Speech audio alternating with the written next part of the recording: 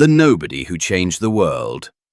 He had no money, no support, no chance, but he had a dream. They called him a nobody, just another name lost in the noise. No family legacy, no fame, no fancy degrees. But what he had was a fire. He worked in silence, failed, cried in silence, while the world laughed, ignored, and walked past him. But he trained, he learned, he built, brick by invisible brick, not for the applause, not for the approval, but for the vision only he could see.